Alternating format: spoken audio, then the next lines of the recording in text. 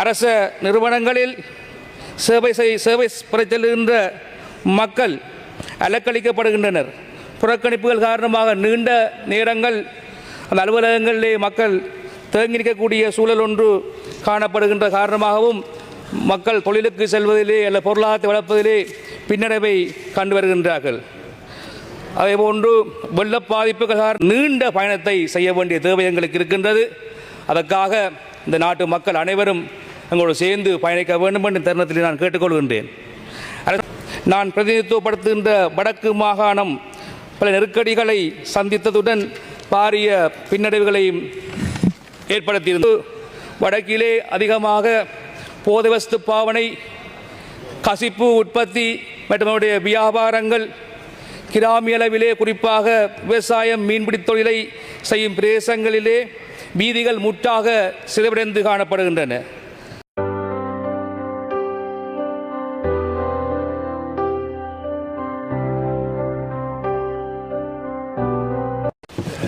Honorable Rajivan Jayachandramurthy, you have 13 minutes. Order please. The Deputy Chairperson of Committees will take the chair.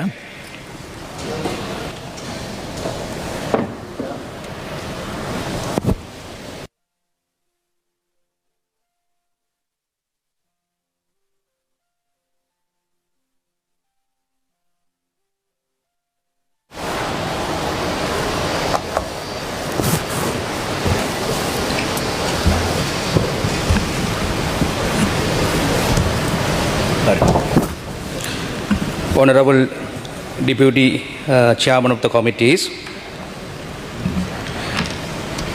2025 ஆண்டு முதலாவது கூட்டத்தொடரிலே பேசுவதற்கு கிடைத்த வாய்ப்பையிட்டு நான் மிகவும் மகிழ்ச்சி அடைவதோடு இந்த சபையில் இருக்கின்ற கௌரவ உறுப்பினர்களுக்கு புத்தாண்டு வாழ்த்துக்களையும் தெரிவித்துக் கொள்கின்றேன்.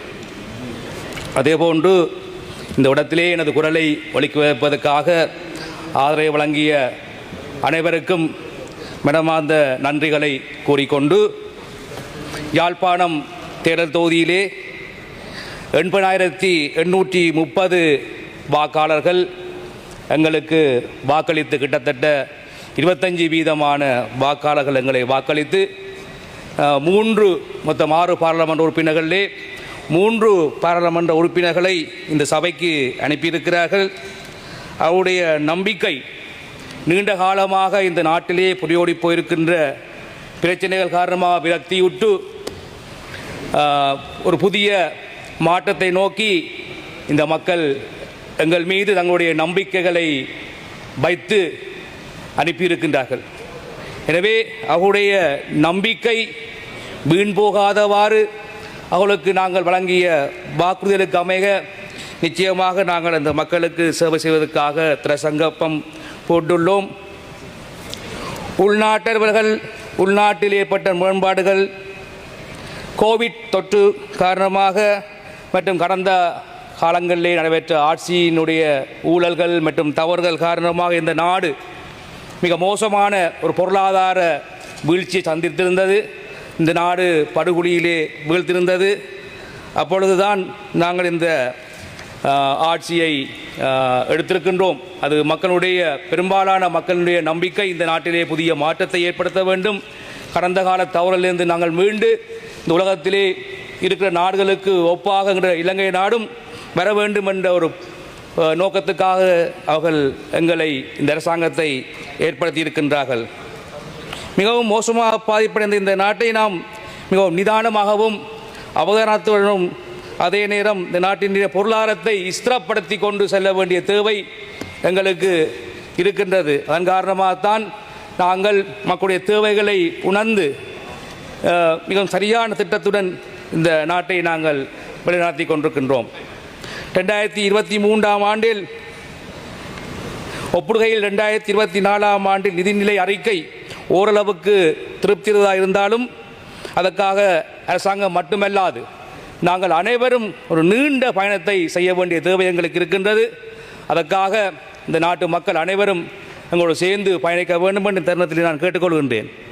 அரசாங்கம் ஆட்சிக்கு வந்த இந்த வேளையிலே நெருக்கடிக்கு காரணமாயிருந்தவர்கள் 2022 ஏப்ரலில் ஒருதலைப்பட்சமாக வெளிநாட்டு கடன் பெறுவதை நிறுத்தியிருந்ததோடு 4 வருட காலத்துக்குள் 8 தவணைகளாக இணைப்பெற்ற இருந்த $3 பில்லியன் வரையிலான நீடிக்கப்பட்ட கடன் வசதிகளை சர்வதேச நாணய நிதியத்துடன் இணைத்தனர். கடந்த காலங்களில் கடன் மறுசீரமைப்பு செயல்பாடுகள் தாமதிப்பு மற்றும் கடினமான தன்மை காரணமாக நாடு மேலதிக செலவை செய்ய வேண்டியிருந்ததோடு மக்கள் மீது அதிக வரிச்சுமையை ஏற்படுத்த வேண்டிய சூழலும் காணப்பட்டது. எவ்வாறாயினும் மக்கள் நலனை கொண்டு இந்த மக்களுக்காக இந்த அரசாங்கம் திரசங்கத்துடன் பயணித்து வருகின்றது. அதே நேரம் கடன் மறுசீரமைப்பு தொடர்பாக அரசாங்கம் பல்வேறு முயற்சிகளை எடுத்து வருவதுடன் பல மட்டங்களில் இணக்கப்பாடும் கண்டு வருகின்றது. நமது நிதி ஸ்திரத்தன்மை மேற்கொள்ளப்பட்ட முயற்சிகளை சுயாதீன 3ஆம் தரப்பால் பாராட்டப்பட்டதோடு அதே நேரம் அதனுடைய தராதரம் உயர்த்தப்பட்டும் இப்பொழுது காணப்படுகின்றன.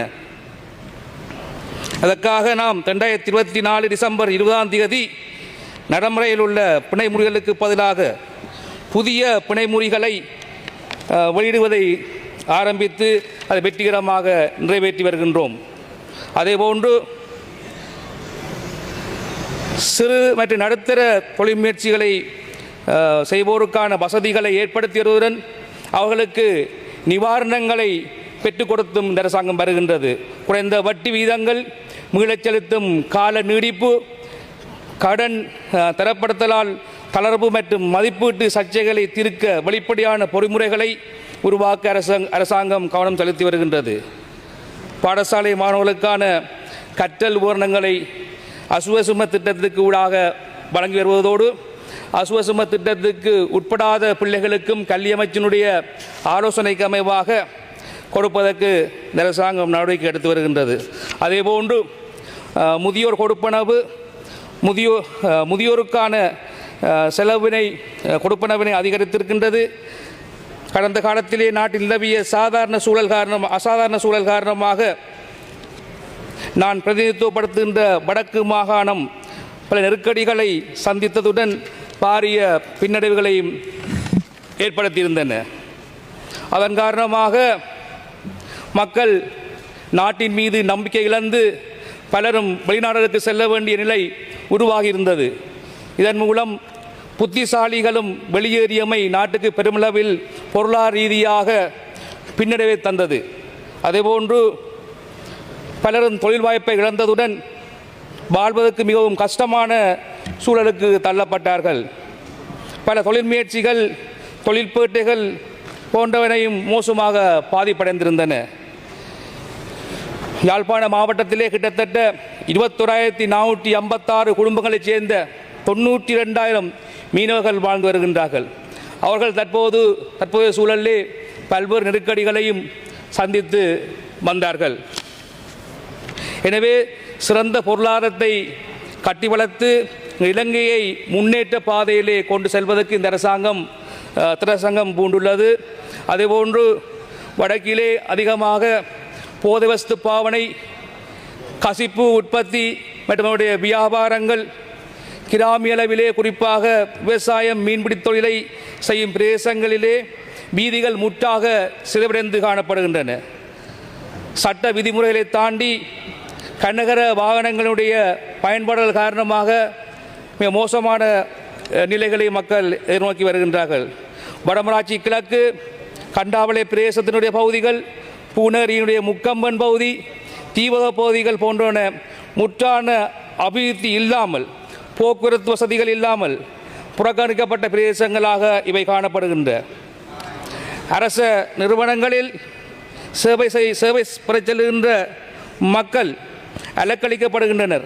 புறக்கணிப்புகள் காரணமாக நீண்ட நேரங்கள் அந்த அலுவலகங்களிலே மக்கள் தேங்கி நிற்கக்கூடிய சூழல் ஒன்று காணப்படுகின்ற காரணமாகவும் மக்கள் தொழிலுக்கு செல்வதிலே அல்ல பொருளாதாரத்தை வளர்ப்பதிலே பின்னடைவை கண்டு வருகின்றார்கள். அதேபோன்று வெள்ள பாதிப்புகள் காரணமாக ஒரு வருடமும் அந்த இடங்களிலே வெள்ளப்பெருக்கு ஏற்பட்டு அவருடைய காணிகளுக்குள்ளே தொடர்ச்சியாக வெள்ள நீர் காணப்படுவதன் காரணமாக மக்கள் பல அவதிகளை பெற்று வருகின்றார்கள்.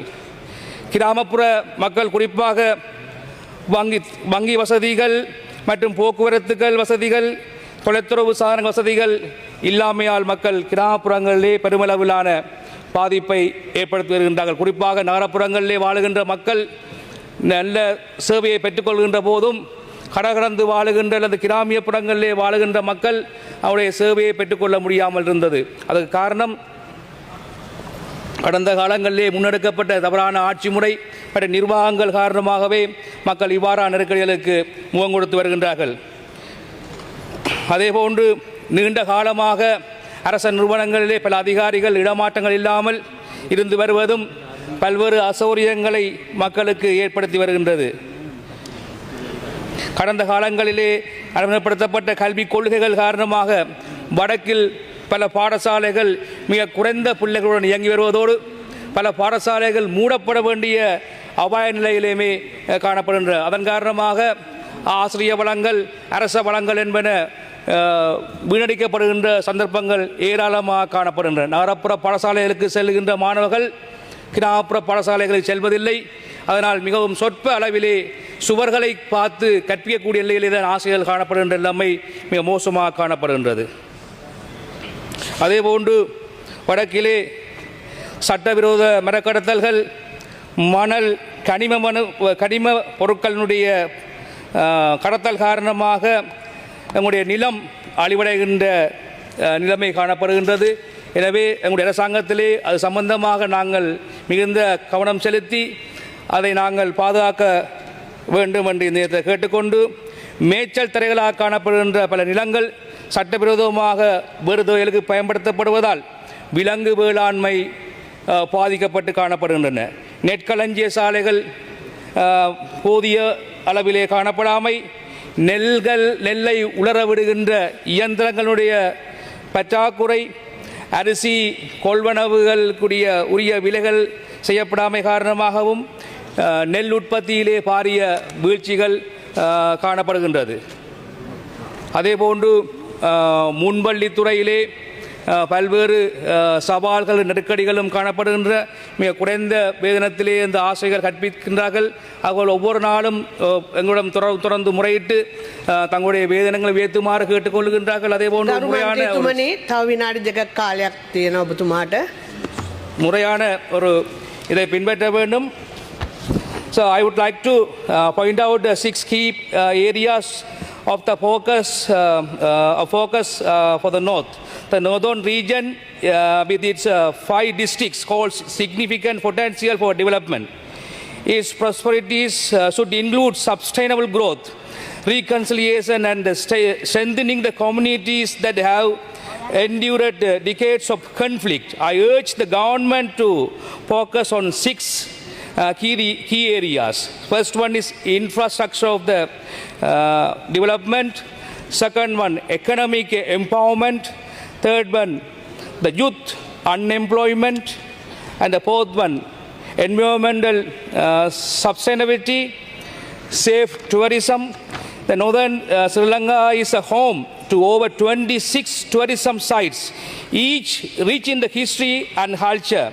The region should prepare to welcome at least 1 million tourists by 2025. Expanding tourism infrastructure with 5,000 new local rooms, including flights and ferry services to destinations.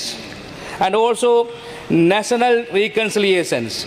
After decades of the conflict, national reconciliation in the north is essential. Is strengthening coexistence communities, rehabilitating war-affected communities, and addressing the needs of those infected by the conflict are all critical. කාලය අවසන් මන්ත්‍රීතුමා. And Honorable Deputy Chairman of the committees, this is not merely a call to support northern Sri Lanka, but a call to invest in the future of our entire nation. A united, equitable and prosperous Sri Lanka will only emerge if every region and community is uplifted. අවසන් කරන්න මන්ත්‍රීතුමා. Let us work together across party lines to ensure that northern Sri Lanka achieves its rightful place in our shared future. Thank you.